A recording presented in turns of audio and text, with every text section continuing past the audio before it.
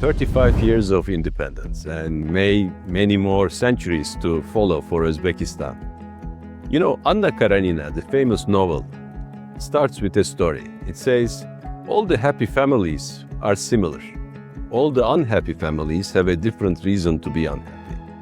Actually, all the success depends on two characteristics. It's a vision and execution.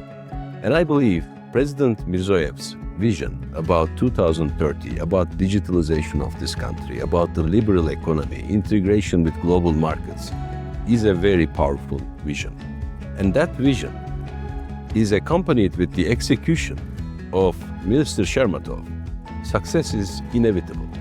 And I actually see the last decade of Uzbekistan's success is an unmatched example of how transformation can happen. I've been in Uzbekistan, in Tashkent, 25 years ago as well. And literally, I cannot imagine the magnitude of a transformation of a country of this size can go through in such a short time, and how the economy is becoming liberalized, how actually global economy is getting integrated into, the domestic economy, how entrepreneurship and startups are developing, and how the progress is happening in every field in Uzbekistan. So we are, as an international investor, extremely happy to be part of this success story and to be able to contribute to it. And every place I go, I tell the story and transformation of Uzbekistan as an example of what can be achieved, even in less than one decade. And I think, it's really remarkable. Lots of, I think, congratulations to the president for his vision and for Minister Shermatov for his execution. Uzbekistan was named the #1 when it comes to startups. And there was almost a tripling the success in that article. I think it's an example of the right regulatory environments that Uzbekistan has created.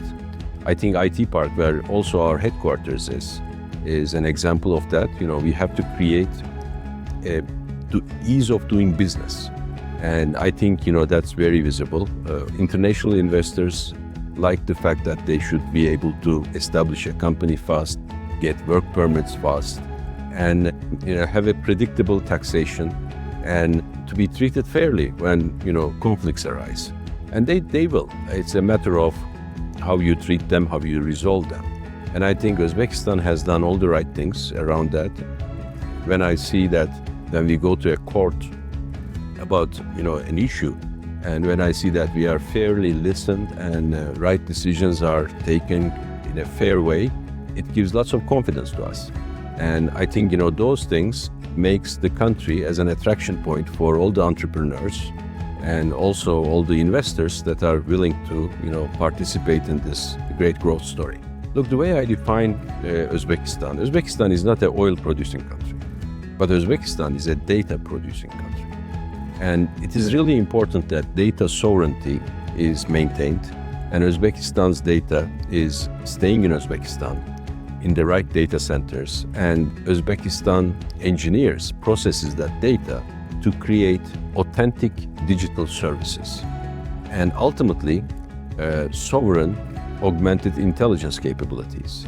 So I would highly recommend, also the youth to get used to embracing augmented intelligence. And I also talked about it today in my presentation. When a disruptive technology like AI happens, and please do not use the word artificial about AI. There is nothing artificial about AI. This is about augmenting skills, competencies, and capabilities of individuals, companies, countries.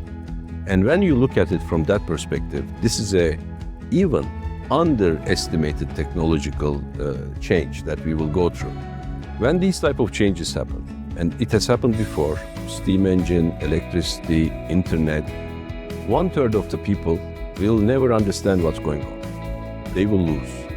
1/3 they understand, but they don't take action. And the 1/3 embraces it and uses it effectively.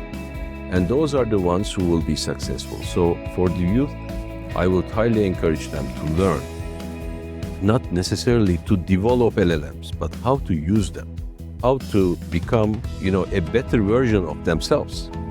Be able to effectively use them and use them in the areas that they are interested in. And everyone will have a different interest area, but AI, augmented intelligence, have a capacity to make a doctor a better doctor, a teacher a better teacher, a mother, father a better parent, a farmer more productive, a small business owner, more profitable. And we have to use it to get to that point. We should not complain about it. We should not be afraid of it. It's not about AI replacing people. It's about people who use AI effectively, basically winning over the ones who don't. So for the 35-year anniversary, I would like to, tell, what is critical for the next 350 years ahead. And I think it's about discipline and hard work. Nothing is achieved without hard work. And, you have to create value by having that discipline and hard work. But what is also important, once you put all that work in, sometimes doing one mistake can wipe off all the value. So it's also extremely important that Uzbekistan sticks to ethics and integrity and values that has brought it here. And I think, that is really a critical thing that we have to balance. Technology is fantastic, but technology can be used for good or bad.